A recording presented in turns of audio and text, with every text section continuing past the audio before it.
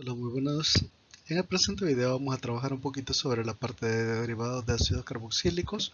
Vamos a tocar cuáles son los tipos de derivados y cuál es su nomenclatura para que tengan una mejor comprensión sobre el tema. Sin más, comencemos. Cuando hablamos de ácidos carboxílicos y sus derivados, estamos hablando de grupos que tienen en común la parte del ácido carboxílico, es decir, son muy parecidos a los ácidos carboxílicos, sin embargo, tienen una sustitución especialmente en esta parte remarcada acá, que es el grupo OH. Casi todos van a tener el mismo carbonilo, parecido como que fuera un aldehído, solo que tienen el OH en vez de solo tener la H que está presente en el carbonilo de los aldehídos. Entre los derivados de ácido, según su importancia, están los anhídridos. Un anhídrido es básicamente la fusión de dos cadenas de ácido carboxílico compartiendo un oxígeno común que se parece mucho a un grupo éter. La presencia de dos carbonilos unidos mediante un éter me confirma la presencia de un anhídrido. Esto no se puede nombrar como que fuera dos carbonilos, dos aldehídos y un éter precisamente porque no funciona así. Yo no puedo nombrar a esta molécula como una cetona, como dos cetonas y un éter, precisamente porque no funciona estructuralmente así, sino que se considera un derivado de ácido siendo un anhídrido. Los derivados de ácido tienen la característica que pueden restablecer los ácidos cambiando las condiciones de reacción, especialmente haciendo hidrólisis. Así es que esto, si reacciona con agua, probablemente me va a formar dos moléculas de ácidos individuales. También, siguiente en orden de nomenclatura sería el grupo éster. Los ésteres siempre tienen el grupo carbonilo, pero en vez del sustituyente OH van a tener algo parecido a un éter, que es esta parte de acá. Siempre el carbonilo a la par de éter significa un éster. Esta molécula es bastante distinta también en función que simplemente una acetona a la par de un éter, porque no funciona así. Al ser derivado de ácido también puede restablecerse como ácido y alcoholes, que es de lo que está compuesto.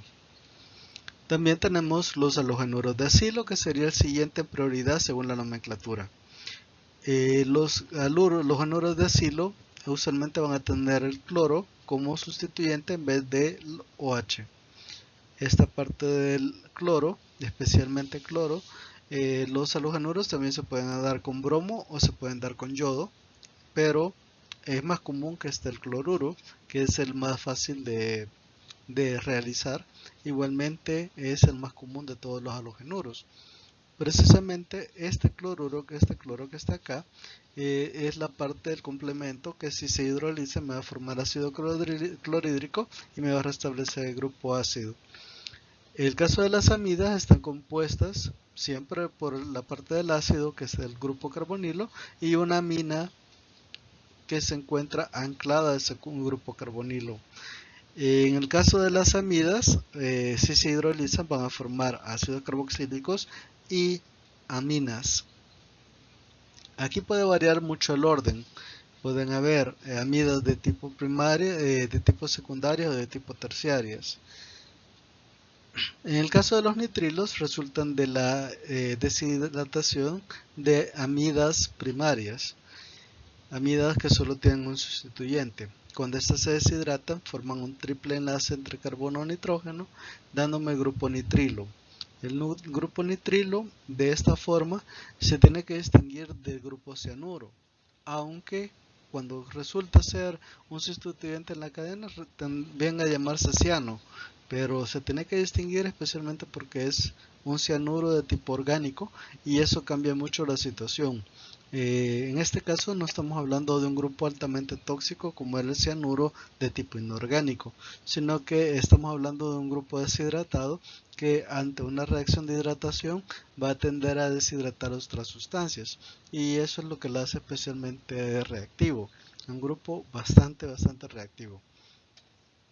Si bien hay muchos cianuros que constituyen venenos, no todos, no es una regla general de que sean venenosos. Comencemos entonces con los anhídridos. Los anhídridos se nombran en función de los ácidos carboxílicos que los componen. En este caso la terminación sigue siendo la terminación del ácido carboxílico. Así, por ejemplo, el ácido etanoico, al volverse anhídrido, al fusionar dos cadenas, se convierte en anhídrido etanoico. El ácido propanoico se convierte en anhídrido propanoico y el ácido benzoico se convierte en anhídrido benzoico. Acá también está presente la nomenclatura común. En el caso de la nomenclatura común, siempre tenemos que reconocer el ácido. Por ejemplo, el ácido de 2 carbonos se denomina ácido acético. El anhídrido también se podría llamar anhídrido acético. El ácido propanoico también se llama ácido propiónico, el anhídrido, anhídrido propiónico. Y en el caso del ácido benzoico, que es el caso que está acá, que está nombrado como común, el anhídrido es el anhídrido benzoico. Si alguien quisiera hacerlo en UPAC, tendríamos que volver a la nomenclatura de ácidos carboxílicos, que se llamaría anhídrido benceno carboxílico, así como lo supone la UPAC. Los anhídridos asimétricos que se forman a partir de dos ácidos distintos, también el nombre es compuesto por los dos ácidos que estén presentes. Así, por ejemplo, el anhídrido etanoico propanoico resulta del ácido propanoico y el ácido etanoico respectivamente. Igualmente, si quiero hacer el nombre común de estos, tendría que ponerlo anhídrido acético en orden alfabético y después propiónico de la P del ácido propanoico. Igualmente acá, anhídrido benzoico acético o anhídrido benzoico etanoico. Una característica de los anhídridos es que si están realizados a partir de un ácido diácido, estos presentan enciclamiento. El enciclamiento no supone una estructura cíclica porque puede ser fácilmente hidrolizada. Entonces, en estos casos no se nombra como un ciclo, sino que como anhídrido. Precisamente para el primero de los casos, acá tenemos un derivado de un ácido de 4 carbonos. El ácido diácido de 4 carbonos, si hace reaccionar el grupo OH del carbono 1 con el grupo OH del carbono 4, esto presentaría un enciclamiento dándome esta forma. Como el ácido que se ha enciclado es el ácido butanodioico, el anhídrido se vendría a llamar anhídrido butanodioico. Igualmente, el nombre del ácido butanodioico es ácido succínico. Por eso mismo también se le puede decir anhídrido succínico. Así mismo sucede en el segundo caso con el ácido fumárico, el anhídrido fumárico. Igualmente pasa el ácido butanodioico, que vendría a llamarse ácido maleico, y el anhídrido vendría a llamarse igualmente anhídrido maleico.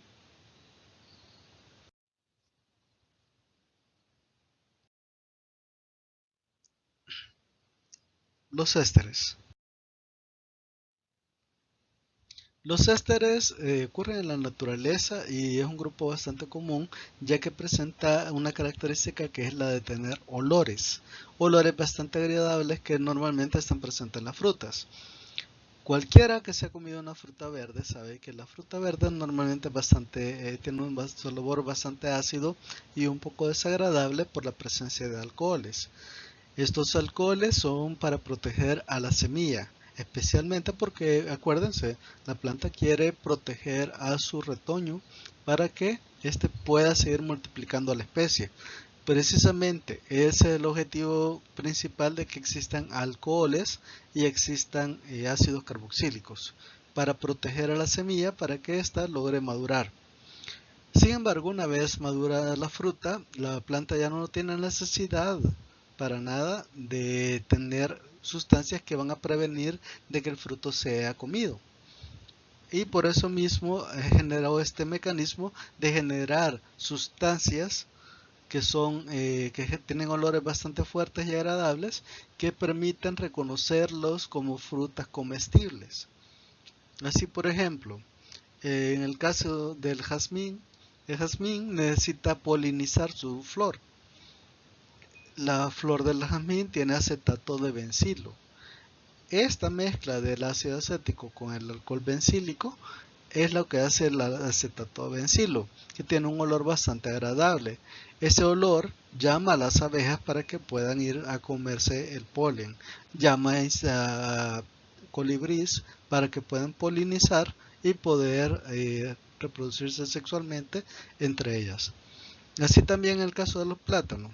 Cualquiera que haya comido un guineo verde sabe de que sabe horrible, tiene un sabor horrible, precisamente por el alcohol amílico, el alcohol isoamílico que está presente, y ese alcohol isoamílico también está en combinación con el ácido acético. Tanto el ácido acético, como, o sea, vinagre, como el alcohol bencílico, el alcohol amílico, son bastante feos, tienen olores desagradables. Sin embargo, si estos dos se juntan, forman el éster acetato de isopentilo o acetato de isoamilo. Esta sustancia tiene un olor bastante agradable, que es el olor del guineo. Cuando usted se come un guineo, ese olor que siente precisamente es esa sustancia que lo invita a comer. La planta primero se protege y después lo invita a comer. Igualmente pasa en el caso de la manzana con el butirato de metilo. La manzana tiene, entre todos los compuestos que tiene alcohol metílico. El alcohol metílico ya sabemos que no es nada bueno porque presenta alta toxicidad, y precisamente este alcohol amílico se presenta en más cantidad en la parte de la semilla. Por eso consumir manzanas está demostrado de que no es nada bueno, especialmente si se come la semilla. La semilla de la manzana contiene altas cantidades de alcohol metílico, y eso puede ser de que una persona sea intoxicada por esa sustancia. Así es que no comerse las semillas de la manzana porque son malas por tener alcohol metílico. Sin embargo, cuando ya se forma el éster, la sustancia pierde toda la actividad y se comporta totalmente distinto, y eso da el butirato de metilo, que es el olor clásico de las manzanas. Aunque en el caso de las manzanas el olor es un olor complejo, es decir, no solo hay una sustancia dando el olor. Por otro lado, el salicilato de metilo tiene normalmente un aroma bastante clásico que ustedes ya lo conocen como el de los calentadores. Por ejemplo, existen sustancias para calentar la piel o calentar los músculos para poder hacer ejercicio. El salicilato de metilo es la sustancia activa que genera ese olor amentolado, y la sustancia que también genera el calentamiento muscular, precisamente por el grupo que está acá presente, que es un grupo fenol. Si se recuerdan, los fenoles tienen esta característica, así como el chile o los picantes, o así como los urisoles, alteran la piel y hacen que entre como un efecto de calor. Precisamente esa es la característica del grupo fenol en esa molécula. En el caso del geranio también tenemos la parte del alcohol, que es esta parte de acá, y la parte del ácido, que vendría a ser el ácido acético. El alcohol se llama alcohol geranílico, y por eso se le dice acetato de geranilo. Ese alcohol es clásico en ese tipo de plantas. También hay muchas feromonas sexuales, que son mecanismos de comunicación entre seres, en este caso entre insectos, que permiten la atracción del sexo opuesto. Esta sustancia se ocupa, no solo la ocupan los escarabajos, sino que se obtiene a partir de los escarabajos, y son parte de los olores afrodisíacos que se le tienden a poner a las lociones, porque también el ser humano, para poderse comunicar mejor con otras personas, tiende a ocupar este tipo de sustancias. Así es que de repente puede cargar una loción con olor a escarabajo, que usted no lo va a saber, pero los escarabajos sí. Así que no se extrañe si llega algún escarabajo por ahí a visitarlo. El cinamato de etilo también es un olor clásico que tiene, en este caso, las polillas. Especialmente estas polillas tienden a comer mucha canela. y de la canela obtienen el ácido cinámico que les permite hacer esta sustancia. Este tipo de polillas es común como les digo, en la canela, así es que por eso mismo forman esa hormona sexual. Tienden a comer corteza para poder obtener el ácido cinámico. Igualmente nosotros en el cuerpo tenemos una gran cantidad de sustancias distintas y especialmente en el caso de los triglicéridos son compuestos también por ésteres. La forma normal de guardar los ácidos grasos en nuestro cuerpo para obtener energía a partir de ellos es mediante ésteres.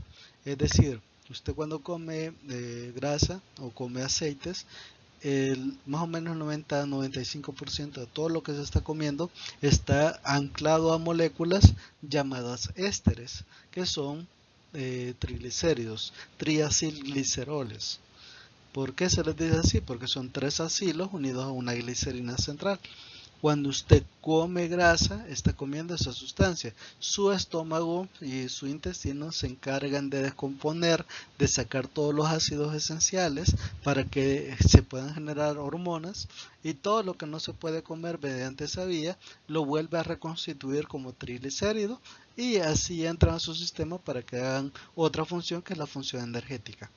Así que por eso mismo también nosotros consumimos triglicéridos y tenemos triglicéridos como parte de nuestro cuerpo. Los triglicéridos no son ni buenos ni malos. Todo depende de la cantidad que usted consuma para ver si tiene un déficit o si tiene demasiado. De hecho, todos tenemos que tener cierta cantidad de triglicéridos porque así funciona nuestro cuerpo. Es decir, nosotros no podemos dejar de consumir triglicéridos. No es conveniente y no es bueno. Igualmente, hay que consumir de todos los grupos básicos para tener un buen equilibrio. Lo malo es consumir demasiado triglicéridos porque ahí sí va a tender a engordar un poquito y ahí se le va a degradar un poquito la salud. En el caso de los ésteres se nombran como sales. Así, por ejemplo, si está el ácido metanoico, se denomina metanoato de metilo. Si está el ácido etanoico, se denomina etanoato de metilo. Si esto lo quisiera poner en nombre común, como este es el ácido fórmico, esta parte de acá, sería un formiato de metilo o formato de metilo. Para el ácido acético, un acetato de metilo. Para el ácido propiónico, propionato de metilo, y el butírico, butirato de metilo. Así es que así vendría siendo la nomenclatura, como una sal. Y para determinar que algo es sal se le pone la terminación oato, cuando el ácido está como sal. Solo hay un caso que es al revés, que ya lo vamos a ver más adelante, que es el de los cloruros, que no son precisamente sales. Bien, la nomenclatura se conserva, pero aquí tenemos que distinguir dos partes.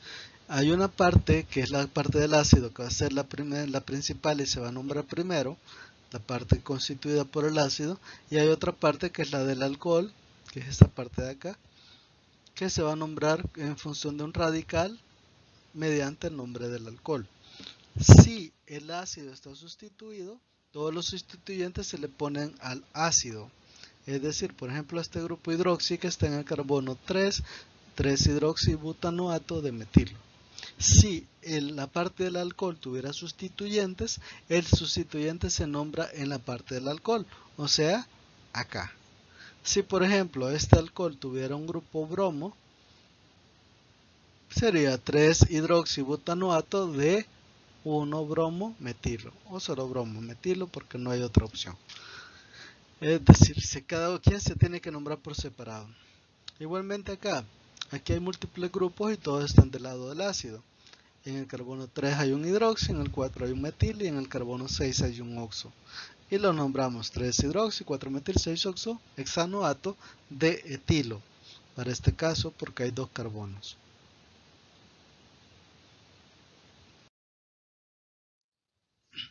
La nomenclatura de los ésteres. Los ésteres también se pueden nombrar cuando exista un sustituto que el éster no sea el principal, sino que sea un sustituto. En este caso tenemos que nombrarlo por un nombre completo. Lo vamos a nombrar en dos partes. como un carbonil, que es la parte del CO, y unido a un éter, que es en este caso el metoxi. Así, por ejemplo, para este ácido carboxílico, aunque tenga 6 carbonos en la cadena principal, solo le vamos a contar 5, porque el sexto carbono va a ser parte del carbonilo, es decir, ya es parte del radical. Así es que el grupo principal es el ácido que está acá. Si ven, es un grupo ácido, esa parte roja. Este grupo ácido tiene un total de 5 carbonos en su cadena principal, ya que el sexto es parte del carbonilo. ¿Qué pasa en el carbono 5? Hay un carbonil que está unido a un metoxicarbonil, así como ponemos siempre la parte principal va al final y la parte de radicales va antes. Si hubiera sido, por ejemplo, un etilo, sería un etoxicarbonil. Si hay un propilo, propoxicarbonil. Si hay un isopropilo, isopropoxicarbonil, etc. Entonces, así se nombran. Nombramos la cadena principal con un carbono menos y ese CO viene a llamarse carbonil. Igualmente como sucede acá, solo que acá no es el carbono final. La cadena principal sí tiene una cadena más larga que es de 7 carbonos. En el carbono 4 de esa cadena de 7 hay un carbonil unido a un etoxi, nombrándolo complejo etoxicarbonil. 5 bromo, 4 etoxicarbonil heptanoico.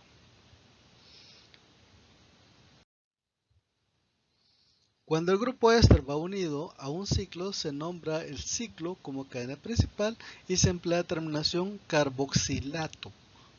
Y después ponemos cuál es el radical alquílico. Así, por ejemplo, acá tenemos un benceno y el grupo principal es el ácido carboxílico, que en este caso sería un éster. Esta parte, en vez de nombrarlo benceno carboxílico, vamos a nombrarlo como benceno carboxilato. De ahí viene ese nombre. ¿De quién? De metilo. Metilo es esta parte de acá. Así también tenemos esto otro que sería un ciclohexano carboxilato de etilo. ¿Qué radicales tiene? Bueno, en el ciclo tiene en el 4 un bromo, en el 3 un metil. 4 bromo, 3 metil, ciclohexano carboxilato de etilo. Aquí hay un par de ejercicios para que puedan realizar. Este tema es un poquito complejo, así que espero que hagamos los ejercicios para tener una mejor comprensión. Parte de estos ejercicios también están en la guía, así que espero que también hagamos la guía para tener una mejor comprensión del tema.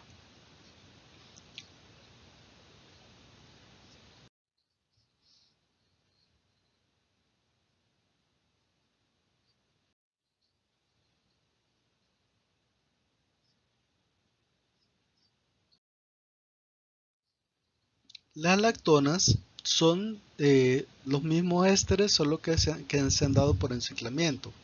Es decir, si una misma sustancia tiene el grupo alcohol y tiene el grupo ácido, mediante las condiciones adecuadas, estas se pueden ciclar. Al enciclarse es básicamente como, yo siempre pongo el ejemplo de un perrito y su cola. Un perrito tiene la parte de la boca y tiene la parte de la cola. Si el perro se muerde la cola, si ustedes han visto, es una figura redonda. Precisamente es un ciclo. Básicamente tenemos la parte del ácido que ha reaccionado con una parte que tiene un alcohol. Acá lo que nos importa es saber cuántos carbonos tiene el ácido que se ha enciclado, porque esto es un derivado de ácido. Entonces, para este caso tiene un total de 3 carbonos, pues, o sea, estamos hablando del ácido propanoico. El ácido propanoico en su carbono 3 tiene un OH. Si yo quisiera desenciclar eso para ver cómo era la molécula antes del ciclo, primero voy a dibujar los 3 carbonos, voy a poner el grupo ácido en el carbono 1 y voy a poner un grupo alcohol en el carbono 3. Esa sustancia, si se encicla, me formaría esta sustancia de acá.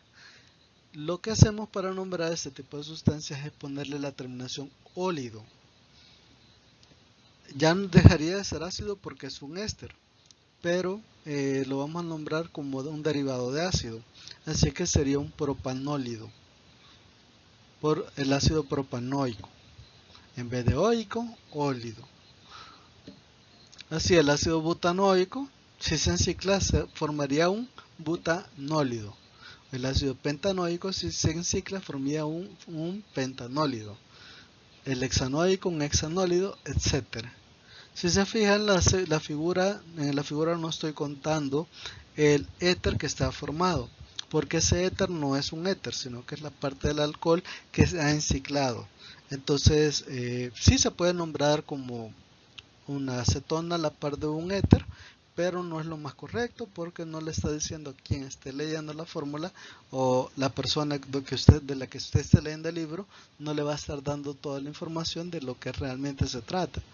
Entonces por eso es que es preferible nombrarlo mediante nomenclatura. En el caso de la UPAC así lo hace. En el caso de la común la cosa cambia un poquito. Siempre vamos a tener la estructura del enciclamiento. Es decir, vamos a tomar como que un ácido sea enciclado en un punto de la molécula. Puede ser el 1 o puede ser cualquiera. ¿Sí? La diferencia es que en la nomenclatura común vamos a tomar en cuenta la posición mediante la posición en número en abecedario griego. Así, por ejemplo, para este caso tenemos una gamma enantolactona. Esto es un derivado del ácido enántico. 2, 4, 6, 7. Si el ácido enántico de 7 carbonos tuviera un grupo OH en el carbono gamma y sufriera un enciclamiento, formaría esa estructura que nosotros tenemos acá, la gamma enantolactona. La diferencia de la común con la UPAC es que la UPAC tiene la terminación ólido, en cambio la común tiene la terminación lactona como grupo funcional. Sin embargo, en las dos estamos hablando de lo mismo, un éster formado de la misma molécula. Así, por ejemplo, si está en épsilon enantolactona. El ácido láurico, en este caso en el delta, tiene la posición alfa, beta, gamma, delta, delta, lauro, lactona.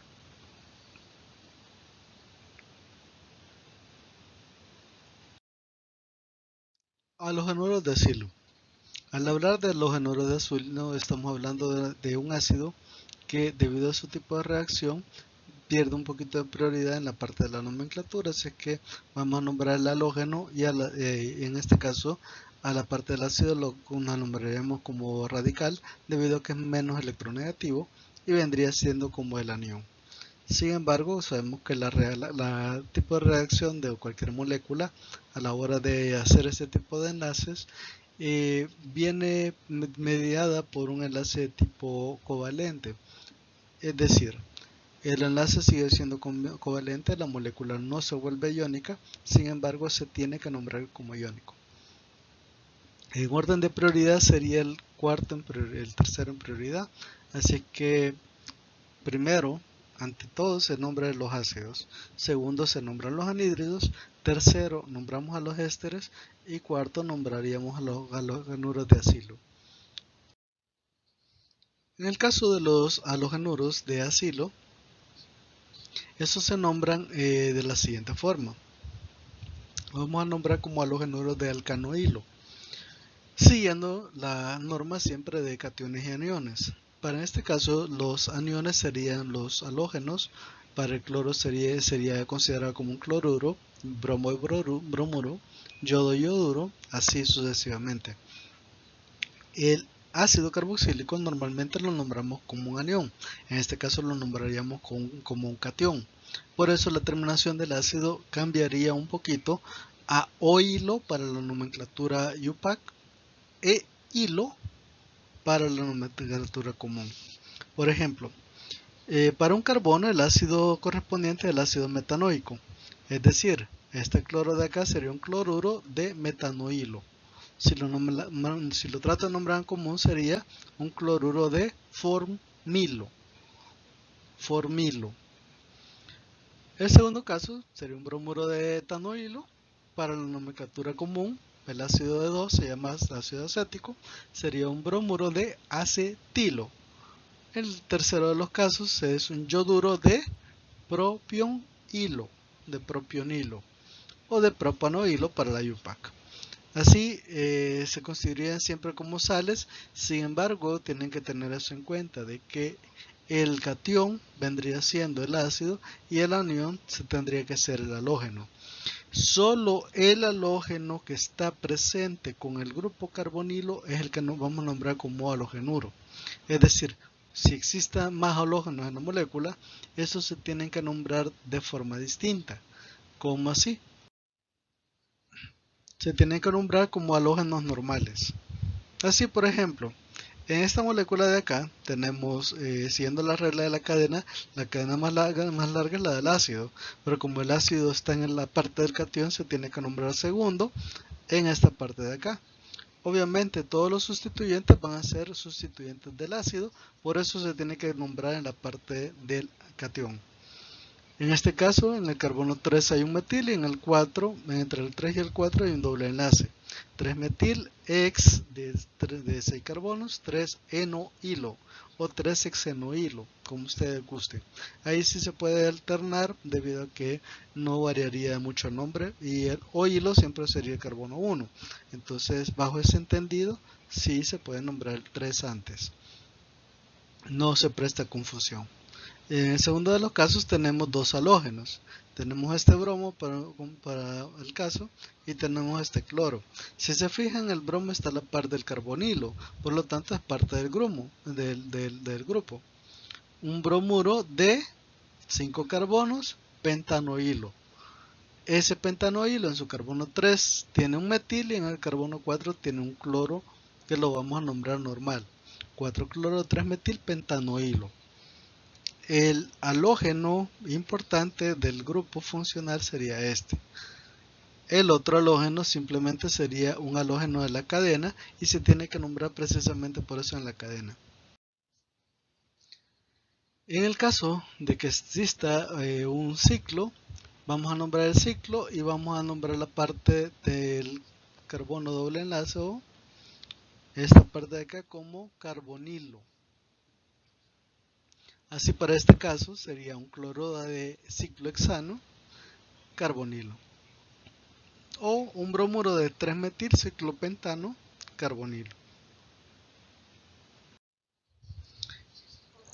En estos casos también tienen que tener presente de que si existe si este grupo está presente y hay un ácido carboxílico, hay un anhídrido o hay, para el caso, ácido carboxílicos, anhídridos o ésteres, el nombre del grupo tiene que ser como un sustituyente y siempre lo vamos a nombrar como carbonil, así como nombrábamos el caso de los ésteres. En este caso vamos a poner cloro carbonil, bromo carbonil, depende que haya. Así que siempre se va a nombrar como carbonil. Bien, veamos este caso de acá.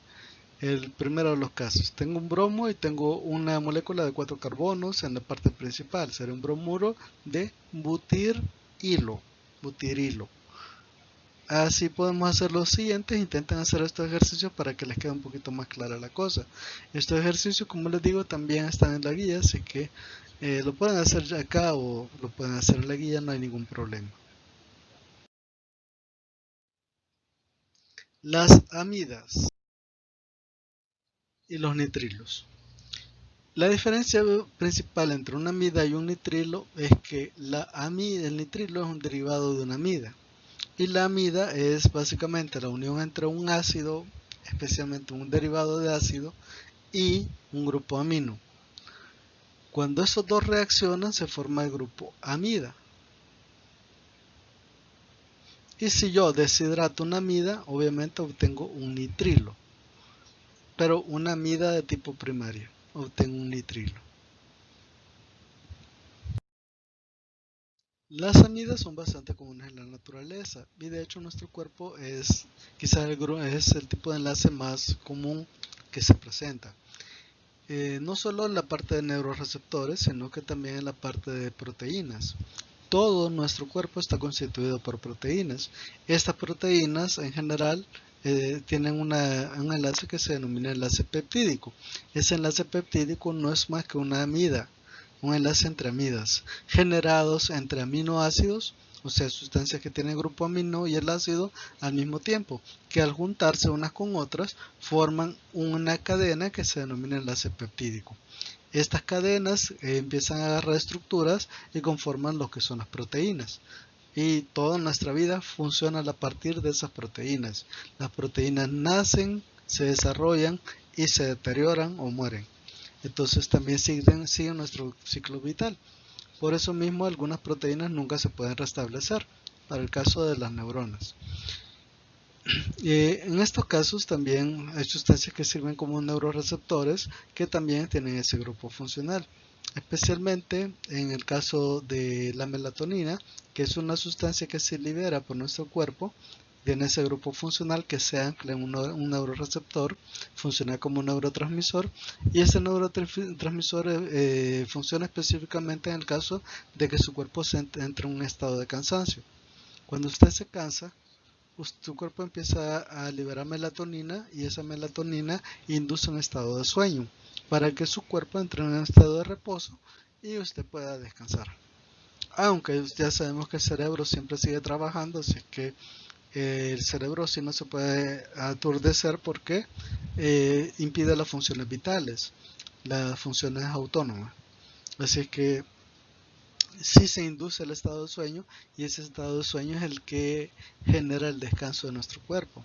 Pero si usted por algún motivo ha consumido café antes de que empezara el sueño de la melatonina, entonces se va a encontrar de que usted no va a poder descansar. ¿Por qué? Porque este nitrógeno de acá funciona al igual que ese nitrógeno de ahí. Ambos tienen la misma utilidad y se anclan al mismo neuroreceptor. Si se ancló la cafeína antes que la melatonina, usted no va a poder dormir porque la melatonina no va a poder encajar. Al no poder encajar, usted no puede entrar en el estado de sueño. O le es muy difícil dormir. Va a pasar dando vueltas toda la noche tratando de conciliar el sueño y no va a poder. Muchas personas son susceptibles a esto debido específicamente a esto, que el cuerpo lo tiene bien ordenado. Si usted tiene un sueño ordenado, si usted se acostumbra a acostarse a una hora y nunca deja de respetar esa hora, su cuerpo libera la melatonina a la misma hora. Si usted consume café antes de que llegue la melatonina, usted no va a poder conciliar el sueño, precisamente por eso, porque el neuroreceptor va a recibir va a bloquear que la melatonina logre la cafeína va a bloquear de que la melatonina se logre anclar. Al no poderse anclar, simplemente usted no se va a poder dormir. La penicilina también tiene varios grupos amidas. Acá hay un grupo amida, acá hay otro. Estos grupos amidas son parte de la constitución de la molécula, aunque en este caso el grupo más activo es este azufre que se encuentra ahí, que es el que se encarga de destruir ya sea las membranas celulares o paredes celulares de algunas bacterias. La penicilina es activa debido a ese azufre, y ese azufre también es el que algunas personas pueden recibir como una señal antígena y le genere problemas la penicilina. En este caso las personas no pueden consumir ese tipo de antibióticos porque les va a dar un ataque anafiláctico que lo puede llevar a la muerte. Entonces por eso es que no es recomendable o es recomendable hacerle una prueba de resistencia, de tolerancia a la penicilina a la persona antes de inyectarlo y que esta sustancia le sirva como veneno. Así también algunos derivados de la cocaína como la lidocaína también tienen efectos anestésicos. Tienen también un grupo amida y precisamente es el que hace el anclaje para que se pueda dar la unión al grupo. La piperidina, la pimienta negra, si usted le da congestión nasal y le ganas de estornudar, es precisamente por ese grupo que está ahí. Ese grupo es bastante activo y normalmente es el que hace toser a las personas, estimula el autorreflejo de toser. El aspartamo, que es un azúcar sintética, también tiene grupo amida. Este confunde un poquito nuestro cuerpo, genera un sabor dulce, como que fuera azúcar. Por lo tanto, es un edulcorante, una sustancia que se tiende a ocupar en vez de azúcar. Especialmente las bebidas dietéticas traen aspartamo. Acuérdense no consumir demasiado aspartamo o sucralosa en el caso de que consuman otras marcas, porque todo en exceso es malo. Así que lo mejor es prudencia. Si se va a consumir una bebida que tenga azúcar sintética, que sea una al día, no consuma demasiado, porque también le puede hacer un efecto dañino a su cuerpo, que tampoco lo queremos. El caso de las amidas se nombra muy parecido a cómo se nombraban las aminas, especialmente para la parte del nitrógeno, que constituye una posición. El nitrógeno, al igual que las aminas, se nombra como la posición N.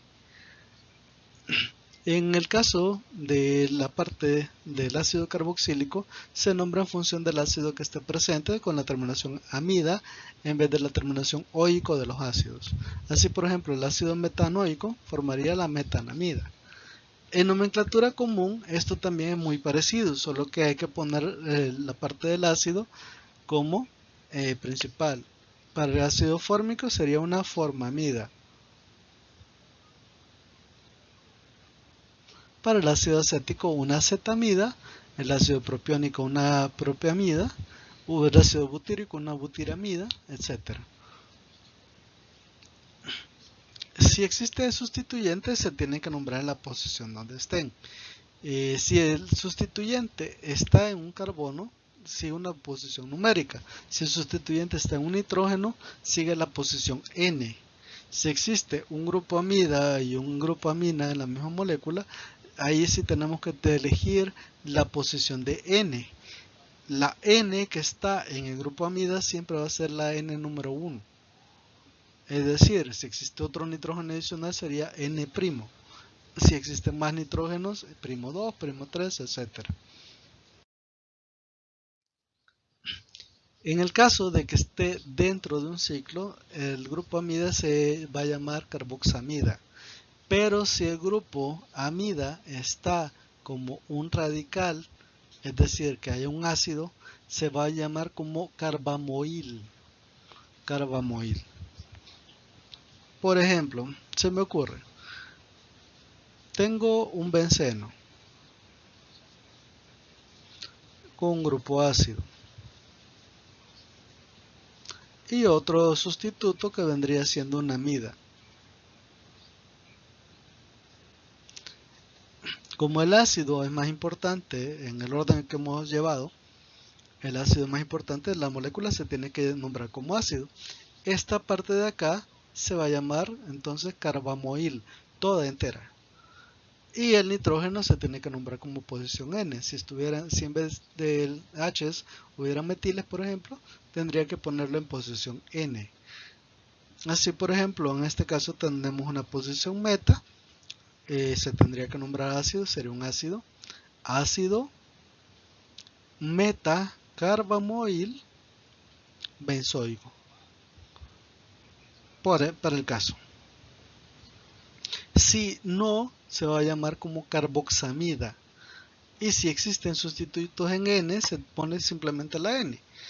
Es decir, si esta N de acá hubiera un metil, un CH3, ese metil se tiene que nombrar como posición N.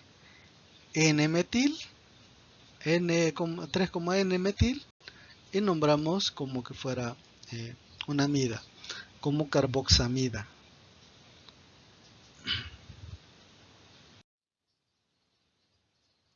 Muchas amidas también pueden ciclarse, en este caso hacen una imida.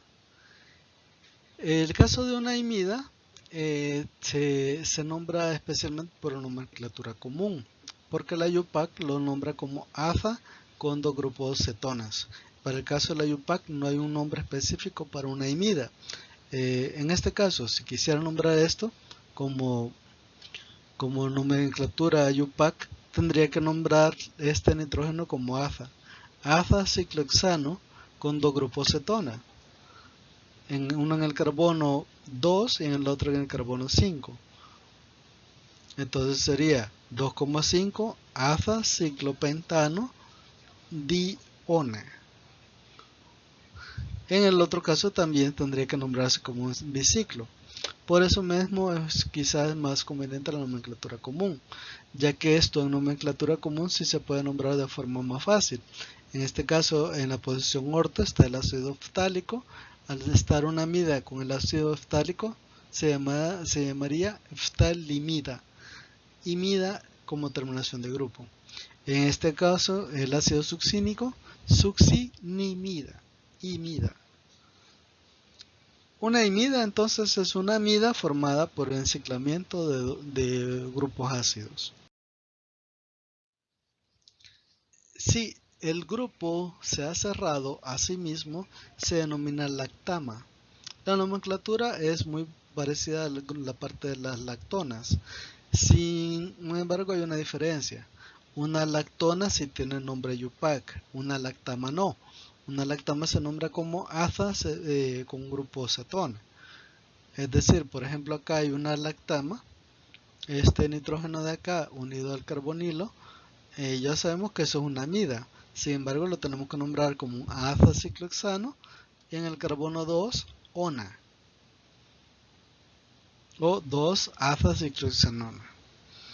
Igualmente acá, 2-aza-ciclobutanona o 2-aza-ciclopentanona. Si existen sustituyentes, obviamente se pone en el carbono que va. Siempre empezamos con el nitrógeno número 1. Sin embargo, si lo voy a nombrar como lactama, en nombre común, vamos con posiciones. Para el primero de los casos, veamos, tenemos un ácido carboxílico que tiene un total de 5 carbonos. En el carbono 5 tiene una amina que se ha enciclado con el grupo carboxílico del carbono 1. Este enciclamiento hace llamarse lactama. Entonces, en la posición delta, que es esta posición de acá, existe el grupo amino y por eso se llamaría delta valero lactama. Igualmente acá, en la posición beta, es decir, en el carbono 2, después del grupo funcional, está el grupo amino que se encicló y formó la lactama. Beta propio lactama. El otro sería entonces una gamma butirolactama. Para la parte de los nitrilos se nombra con ese nombre, nitrilo, especialmente. Solo nombramos cuántos carbonos hay y la palabra nitrilo al final de la oración. Metanonitrilo, por ejemplo, solo un carbono. Etanol nitrilo para 2 carbonos. Si existen 2 nitrilos, que es el máximo que puedan haber nombrados en una cadena. Etanodinitrilo para este caso. 3-metilbutanonitrilo, el carbono 3, empezando de acá, tiene el metil y la parte del nitrilo es en el carbono 1, metanonitrilo, butanonitrilo. Cuando actúan como sustituyentes vamos a emplear la palabra ciano. Ciano es el mismo grupo nitrilo, solo que vamos en el orden, si se recuerdan. En primer lugar, quien tiene más prioridad de todos es el ácido carboxílico, anhídridos, ésteres, halogenuros, amidas. El grupo nitrilo sería el siguiente, el sexto en orden de prioridad. Igualmente, si hubiera un grupo, por ejemplo, un grupo aldehído lleva menos prioridad que el nitrilo, por lo tanto tendríamos que nombrarlo como nitrilo y el aldehído como un oxo, siguiendo el orden. Bien. Si el grupo nitrilo está a la par de un ciclo, se llama carbonitrilo. Es decir, el benceno carbonitrilo que está acá, nombramos el ciclo como tal y la parte del carbono con el nitrógeno, carbonitrilo. Aunque acá también se puede ocupar la regla de los ciclos. Lo podemos llamar como ciano, aunque no sería lo más correcto. Ciano, benceno. Se podría, pero no sería lo más correcto. Igualmente acá hay un ciclohexano, hay una acetona y hay un nitrilo. El nitrilo lleva prioridad sobre la acetona, por lo tanto se tiene que nombrar como nitrilo. 3-oxo, que sería el de parte de la acetona, ciclohexano carbonitrilo. Igualmente los alcoholes se llaman hidroxi a la par de un nitrilo, por eso tenemos 3 bromos, 5 hidroxi, ciclohexano carbonitrilo. Si queremos nombrar en nomenclatura común también se puede, siempre se nombra como nitrilo. Sin embargo, tenemos que ocupar la terminación forma nitrilo, acetonitrilo, propiononitrilo, etc. Bien, acá hay varios ejercicios para que podamos realizar para estar practicando, tanto de nitrilos como de amidas. Así que les quedan los ejercicios para que lo podamos ir avanzando en el. Y para terminar, vamos a terminar con los tioésteres. Los tioésteres no es otro tema diferente. Media vez una molécula ustedes hayan determinado su forma, la vamos a nombrar como tal. Por ejemplo, si tengo un éster, aunque tenga azufre, en vez de oxígeno, sigue siendo un éster. Y en orden de prioridad siempre va a tener la prioridad de los ésteres. Se refiere a este tema. Normalmente vamos a tener una molécula que puede ser ya sea cualquier derivado de ácido que tenga azufres en vez de oxígenos.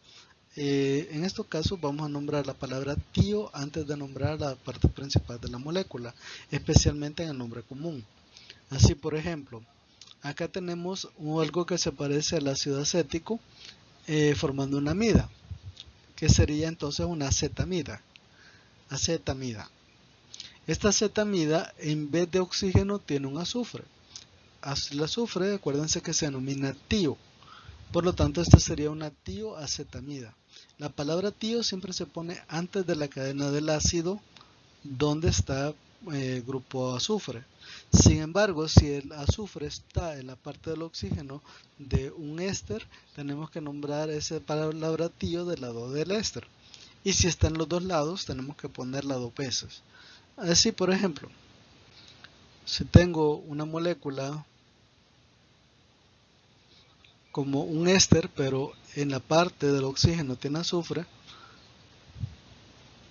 si no estuviera este azufre acá, esto sería un acetato de metilo. Al estar este azufre del lado del alcohol, tengo que nombrar acetato de tiometilo. Es la diferencia. Si el azufre estuviera del lado del oxígeno del carbonilo, sería un tioacetato de metilo. Si el azufre está en ambos lugares, sería un tioacetato de tiometilo.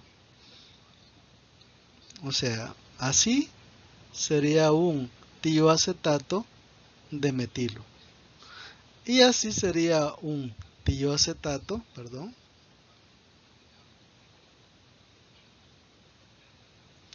de tiometilo. Es la diferencia. Donde esté presente el azufre le ponemos la palabra tio. De ahí la nomenclatura es la misma que ya aprendimos mediante este video.